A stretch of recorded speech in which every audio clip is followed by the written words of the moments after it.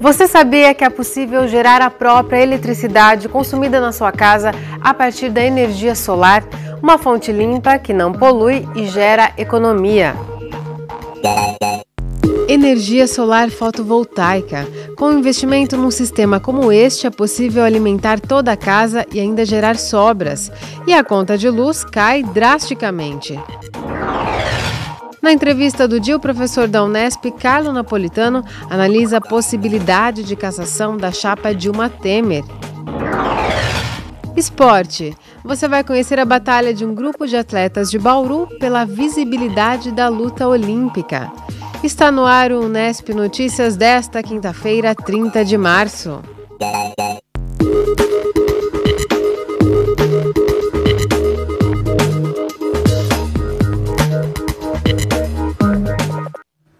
Boa noite. Os servidores municipais de Bauru em greve votaram hoje cedo e rejeitaram a nova proposta de reajuste feita pela Prefeitura ontem no fim do dia. A paralisação já completou 3 dias, continua amanhã. O governo municipal afirma que chegou ao limite para que consiga pagar os salários dos servidores. O sindicato que representa os trabalhadores defende o pedido inicial de reajuste de 10,74%. De acordo com a assessoria de comunicação municipal, 423 funcionários não trabalharam hoje. Segundo a direção do sindicato, foram cerca de 500. A gente fala agora de uma fonte de energia limpa, econômica e renovável, a energia solar fotovoltaica. É um recurso que permite a empresas e até a população em geral produzir eletricidade para o consumo próprio. O investimento é alto, mas pode ser recuperado em até 5 anos. Gabriel é técnico em eletrônica e estudante de engenharia elétrica da Unesp em Bauru. Há 1 ano e meio ele instalou um sistema de energia solar fotovoltaica em casa. O investimento no equipamento foi de R$20 mil e será compensado pela economia que o Gabriel vai ter a longo prazo. A gente teve uma redução aí de 90% da nossa tarifa energética mensal, né? Se eu somar a minha economia mensal, né, e considerar a inflação energética média, que existe um estudo, existe aí, né, valores oficiais da ANEEL para isso, a gente vai ter um payback aí do sistema em torno de 5 anos, né? E considerando que eu vou ter essa economia aí durante quase 30 anos, que é a vida útil do sistema, o payback ele é relativamente rápido, né? Bem rápido. Na casa do engenheiro, além das lâmpadas e eletrodomésticos, 3 aparelhos de ar-condicionado ficam ligados. A conta no fim do mês não passa dos R$40. Além da economia na conta de luz, um aplicativo mostra em tempo real os benefícios para o meio ambiente.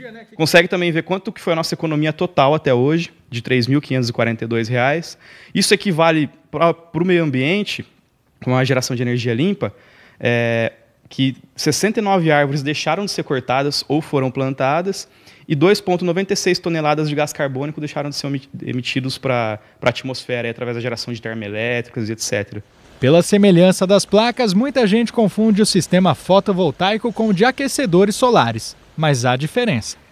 O sistema de energia solar fotovoltaica funciona assim. Painéis solares instalados no telhado reagem à luz do sol, transformando-a em energia fotovoltaica. Esta forma de energia é de corrente contínua, semelhante à de uma bateria, em que a corrente elétrica flui do polo positivo para o polo negativo. Estes painéis são conectados a um inversor solar, que transforma a eletricidade fotovoltaica em energia elétrica de corrente alternada, como encontrada nas tomadas comuns. A energia elétrica sai do inversor solar e vai direto para o quadro de luz da casa, e de lá é distribuída para os equipamentos eletroeletrônicos, como TV, geladeira, chuveiro ou qualquer outra coisa ligada na tomada. Como o sistema produz grande parte da eletricidade que alimenta a casa, o usuário compra menos energia da companhia distribuidora, diminuindo a conta de luz. Agora, se o sistema produzir mais energia do que é consumida na casa, o excesso vai para a rede da distribuidora, por meio de um medidor bidirecional. Ou seja, a casa passa a emprestar eletricidade para a companhia e recebe em troca créditos de energia. Esses créditos são aproveitados à noite, quando o sistema não produz energia, ou ainda podem ser descontados do consumo nos meses seguintes. Esses créditos, eles vão se acumulando, né? São cumulativos. Então, durante 1, 2, 3 meses eu posso gerar mais energia do que eu consumi, só que depois eu tenho 60 meses para poder abater todo esse crédito na forma de desconto, né? e na tarifa de energia. Isso vem tudo registrado na conta de luz. Na conta de luz é discriminado quanto que eu gerei de energia e mandei para a rede e quanto que eu consumi e, por isso, qual foi o meu desconto. Para uma família com até 4 pessoas e consumo médio de 200 kWh por mês, um sistema de energia solar fotovoltaica pode ser encontrado no mercado a partir de R$10 mil. Atenção na hora de contratar a instalação é fundamental para não levar um choque no fim do serviço. Hoje está havendo uma difusão muito grande de pequenas empresas trabalhando com esses sistemas, o que não é exatamente ruim. O importante é que essas pequenas empresas tenham profissionais qualificados, tenham pessoas que tenham condições de fazer uma análise da viabilidade da instalação no local onde a pessoa pretende instalar, possa fazer uma análise de custos e retorno de investimento com alguma precisão, né, para que isso não venha a causar um problema. Verificar se os equipamentos são certificados pelo Inmetro, né, e se estão de acordo com as exigências das concessionárias, principalmente. Hoje são quase 5 mil geradores de energia fotovoltaica em funcionamento no Brasil. 20 destes sistemas estão instalados em Bauru. 2 resoluções da ANEEL regulamentam a microgeração distribuída no país. E a expectativa é de que esse tipo de produção cresça ainda mais. Nós já temos isso daí em grande escala na Europa, em parte da Ásia, nos Estados Unidos, mas no Brasil ainda é algo novo. E considerando que o Brasil tem uma quantidade de insolação bastante grande, né, então nós precisamos realmente aproveitar essa nova fonte de energia. As resoluções, elas, a partir do instante em que elas regulamentam a possibilidade de você instalar isso na sua casa, começa a popularizar os sistemas, o custo dos componentes desses sistemas vem baixando e com isso o retorno de investimento é mais rápido para quem se dispõe a colocar uma instalação fotovoltaica na sua residência ou na sua empresa. E a energia do sol está garantida para os próximos dias, não tem previsão de chuvas para Bauru. As informações são do IPMET e do CPTEC. O tempo se mantém estável em praticamente todas as regiões. Pode chover apenas no litoral do estado. Em Bauru, a previsão é de sol para esta sexta-feira. Agora, a umidade do ar é de 45%. Os ventos são de brisa a 3 km por hora. Hoje, os termômetros variaram entre 16 e 29 graus. Amanhã, a mínima prevista é de 15 e a máxima de 28 graus. Depois do intervalo, o professor da Unesp, Carlo Napolitano, comenta a possibilidade de cassação do presidente Michel Temer. E ainda hoje, você vai conhecer a luta olímpica, um esporte que já foi ameaçado de ser retirado das Olimpíadas e que agora busca novos adeptos. Voltamos num instante só. Na próxima terça-feira, o Tribunal Superior Eleitoral deve dar início ao julgamento da ação movida contra a chapa que elegeu a ex-presidente Dilma e o atual presidente Michel Temer. Se houver a condenação da chapa, Michel Temer pode ter o mandato cassado também. Na terça-feira, o Ministério Público Eleitoral emitiu um parecer em que pede a cassação da chapa. Para analisar as possíveis consequências desse julgamento, recebemos o professor da Unesp, Carlo Napolitano. Carlo, muito obrigada por sua presença aqui no Unesp Notícias. Eu que agradeço o convite. Carlo, esse julgamento começa na terça-feira. Como que ele deve funcionar? É um julgamento normal de um órgão colegiado da Justiça. O ministro relator ele vai apresentar o relatório, daí as partes envolvidas vão se manifestar, ou seja, quem fez o pedido de cassação, que foi o PSDB, acho que é bom lembrar isso, um partido que hoje apoia aliado do governo Temer, o PSDB. Logo após as eleições de 2014, fez esse pedido ao TSE, alegando abuso do poder econômico e político da chapa Dilma Temer. Depois da manifestação dos advogados do PSDB, é aberto vista para defesa do partido, no caso do PT e do PMDB, ou em outros termos da Dilma e do Temer. Na sequência, o Ministério Público Eleitoral se manifesta, aí já vazou a informação a respeito da posição do Ministério Público Eleitoral, e depois começam as votações propriamente ditas. Daí cada ministro vai proferir o seu voto. E daí, o colegiado são quantos ministros? São 7 ministros. 7. São 7 ministros. Começa votando o próprio relator. O relatório que ele faz não se tem um juízo de valor em relação ao processo, é apenas um relato propriamente dito mesmo, ou seja, o que aconteceu, qual foi o pedido, quais foram as alegações da defesa, qual foi a acusação e aí por diante. Daí ele profere o voto, né? Pedindo ou não a cassação da chapa, pedindo ou não a responsabilização dos eleitos, né? No caso da Dilma e do Temer. E depois, na sequência, os demais ministros votam, terminando com o presidente do TSE, que é o ministro Gilmar Mendes.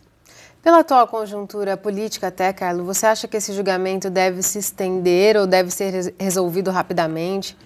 Olha, não tenho uma bola de cristal que dê para fazer uma prognose do Poder Judiciário, mas eu apostaria, né, num julgamento longo, né, por vários sentidos. Primeiro, que qualquer decisão que o TSE tome na próxima semana ou nos próximos dias, haverá certamente recurso ao Supremo Tribunal Federal, e daí esse processo vai ter que ser retomado, vai ter que ser indicado um relator, vai ter que se fazer um relato do processo e encaminhamento para o plenário também do Supremo. Então, eu aposto aí num julgamento longo, né? E sem pensar ainda nas artimanhas processuais que podem acontecer. Né? O ministro pode pedir vistas. Exatamente, daí o ministro pedindo vistas, né? Daí as audiências já agendadas, elas são canceladas, porque o ministro que pediu vista vai ter um prazo para se manifestar. Ele devolve o processo para o tribunal, tem que se marcar novas audiências ou novas datas para as audiências de julgamento. Isso vai depender da existência ou não de buracos na agenda do TSE para o julgamento. Então, eu aposto, se pudesse fazer uma aposta, um juiz de prognose, num julgamento longo que não se encerra nos próximos dias e talvez nem nos próximos meses. E detalhando um pouco mais, que você já citou, as possibilidades de resultado.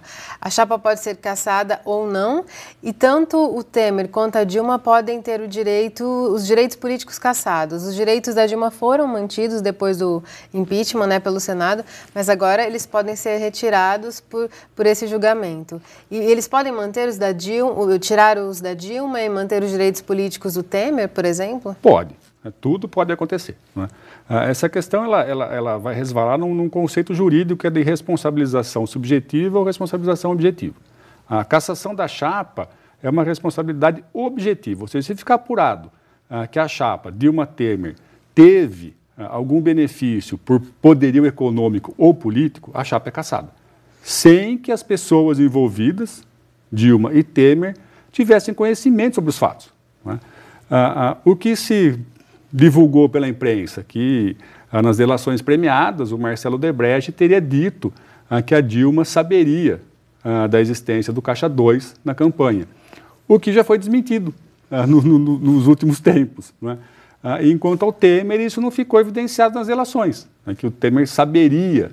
Então só ela poderia ser responsabilizada. Então nesse caso só ela poderia ser responsabilizada porque ela teria conhecimento, então a responsabilidade dela seria subjetiva. Então, ela assumiria essa responsabilização por culpa, pelo conhecimento, né?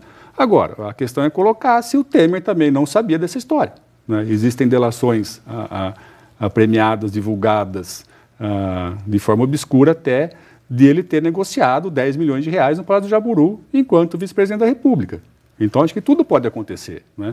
O julgamento ele tende a ser um julgamento político, né? Um julgamento de conveniência, de saber qual é melhor a solução para o caso, né? E talvez a melhor solução para o caso, no momento, seja até nem caçar a chapa, né?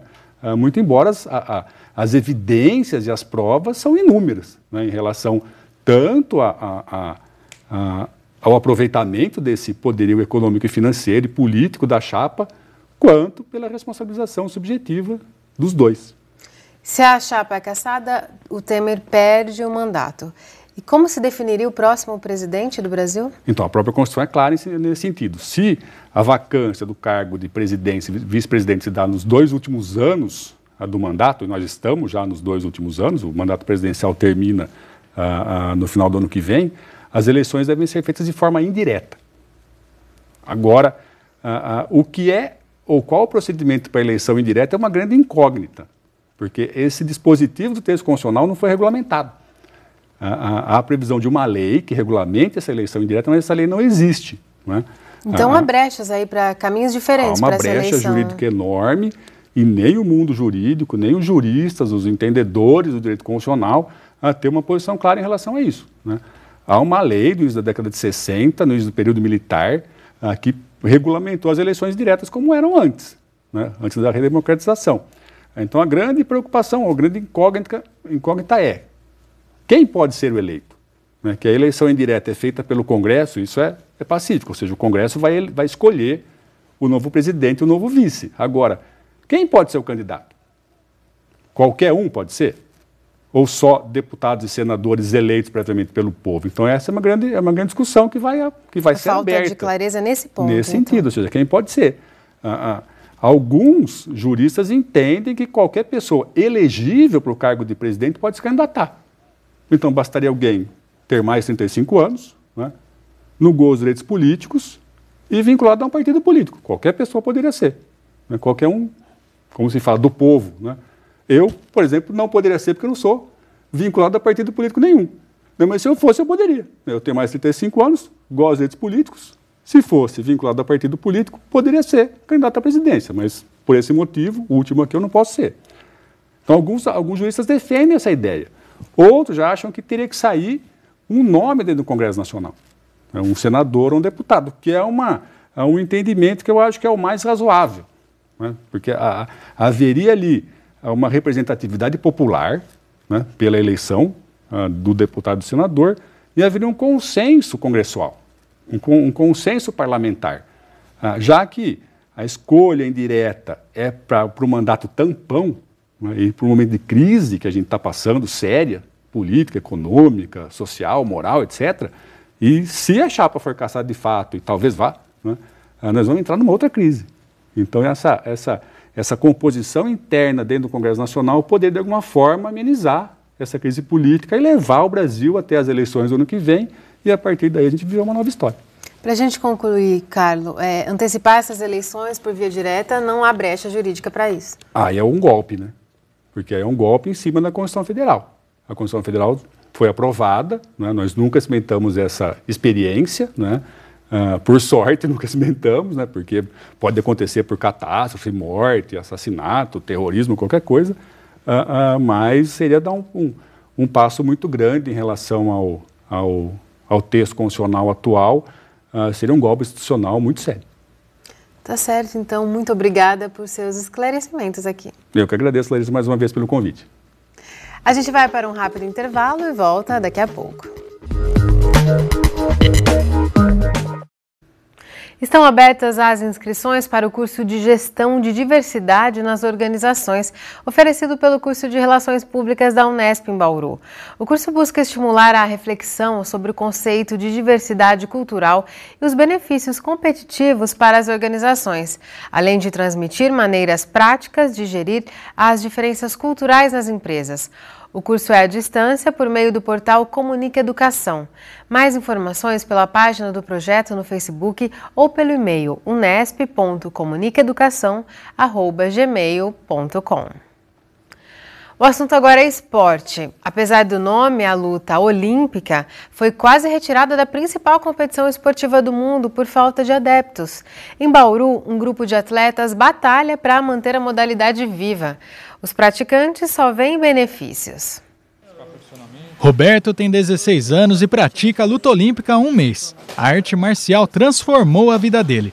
Fora da escola, passava grande parte do tempo na rua. Agora, já pensa em retomar os estudos. Nunca fui de gostar muito de estudar e tal. Agora eu também vou voltar para a escola aí e tal, que o sensei tá me pegando no pé ali e tal. E, agora eu só venho aqui na academia e fico aqui quase o dia inteiro, sabe? Só treinando, lutando e falar pra você, a minha qualidade de vida melhorou muito. O que esse esporte, o que a luta olímpica representa hoje para você? Bom, hoje pra mim é como se fosse minha vida, cara. Hoje eu quero me tornar Hoje eu penso em fazer uma faculdade de educação física, né?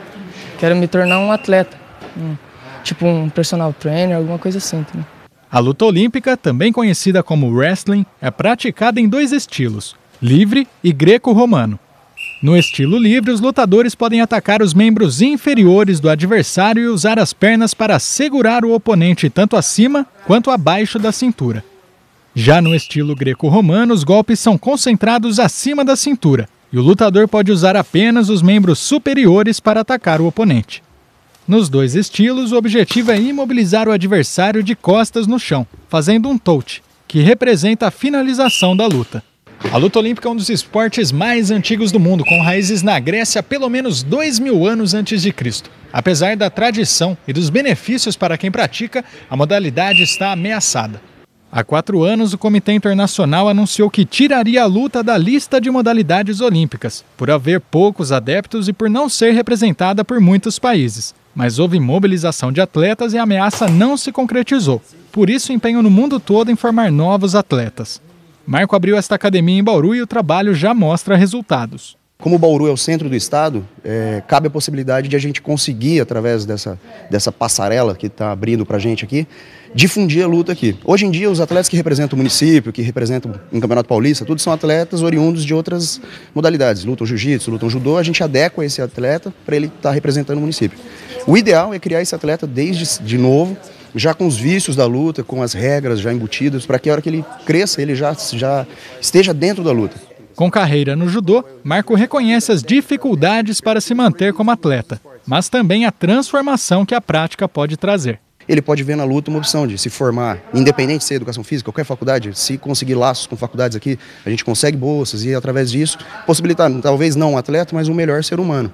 Bruno é casado, tem 3 filhos, dá aula de artes marciais durante o dia e trabalha como encadernador de jornal na madrugada para sustentar a família e se manter no esporte.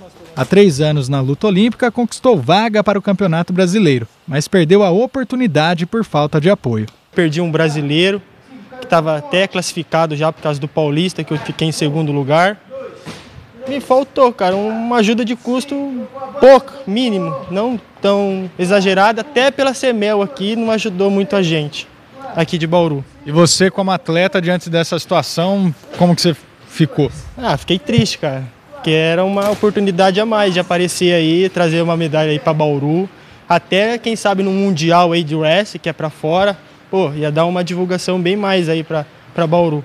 Mas a luta continua, sempre de cabeça erguida e em busca de uma nova oportunidade. Tenho esperança sim, até de participar do outro campeonato agora que vai ter de wrestling. Eu tenho a esperança de conseguir um patrocínio aí que não é muita coisa para a gente poder ir lá, é só uma ajuda de custo para ir lá, lutar, trazer a medalha e voltar. Não é tanta coisa assim absurda para a pessoa ajudar. Mas que para você já faz a diferença? Já faz a diferença para mim, com certeza. O Unesp Notícias fica por aqui. Se você quiser rever as reportagens desta e de outras edições, acesse o site da TV Unesp ou a página no Facebook. A gente volta a se encontrar amanhã. Tchau!